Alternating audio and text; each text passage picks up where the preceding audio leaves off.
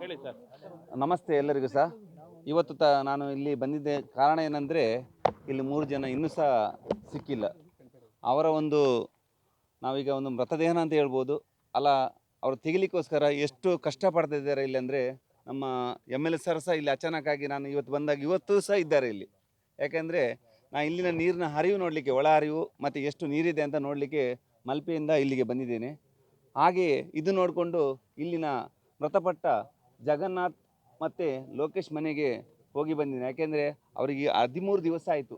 13 ದಿನದಲ್ಲಿ ಇನ್ನೂ ಸಹ ಮೃತದೇಹ ಸಿಕ್ಕಿಲ್ಲ ಅಂತೇಳಿ ತುಂಬ ಬೇಸರದಲ್ಲಿರ್ತಾರೆ. ಆವಾಗ ಅವರಿಗೆ ಸ್ವಲ್ಪ ಧೈರ್ಯ ತುಂಬಿಸಿ, ನಿಮ್ಮ ಮನೆಯವರು ಕಾಣೆ ಆಗಿದ್ದರೆ ನಮ್ಮ MLA ಸಾರು ಹಾಗೂ ಇಲ್ಲಿನ ಯಾರೆಲ್ಲ ಇದಕ್ಕೆಲ್ಲ ಸಹಾಯ ಮಾಡ್ತಾರೆ ಅವರು ಖಂಡಿತವಾಗಿ ನಾನು ಸಹ ನಮ್ಮ ಪರಿಪೂರ್ಣವಾಗಿ ನಮ್ಮ ಒಂದು ಎಷ್ಟು ನಮ್ಮ ಇಷ್ಟರ ತನಕ ಎಲ್ಲೆಲ್ಲ ನಾವೆಲ್ಲ ಕೆಲಸ ಮಾಡಿದ್ದೆ ಅದರ ಪರಿಪೂರ್ಣ ಒಂದು ಸಹಕಾರದೊಂದಿಗೆ ನಿಮ್ಮ ಮೃತದೇಹ ಹಾಗೂ ಅರ್ಜುನ್ ಸರ್ ಒಟ್ಟಿಗೆ 3 ಜನ, ಲೋಕೇಶ್, ಜಗನ್ನಾಥ್, ಅರ್ಜುನ್ ಅವರ 3 ಜನನ ಸಹ ಮೃತದೇಹ ತೆಗಲಿಕ್ಕೆ ನಾವು ನಮ್ಮ ಪರಿಪೂರ್ಣವಾಗಿ ನಾವು ಕೆಲಸ ಮಾಡ್ತೇವೆ ಅಂತ ಅವ್ರ ಹತ್ರ ಒಂದು ಮಾತು ಕೊಟ್ಟು ಬಂದಿದ್ದೇನೆ. ಅದಕ್ಕೋಸ್ಕರ ಇಲ್ಲಿ ಬರುವಾಗ ಸಾರ್, ನಮ್ಮ MLA ಸಾರ್ ಈಗ ಒಂದು ಪ್ರಾಜೆಕ್ಟ್ ಹೇಳಿದ್ದಾರೆ, ಅದು ಕಲ್ಲು ಮಣ್ಣು ತೆಗೆಯುವುದು, ಅದೀಗ ತ್ರಿಶೂರಿಂದ ಬರೋದು, ಅದು ಒಳ್ಳೆಯ ವಿಷಯ.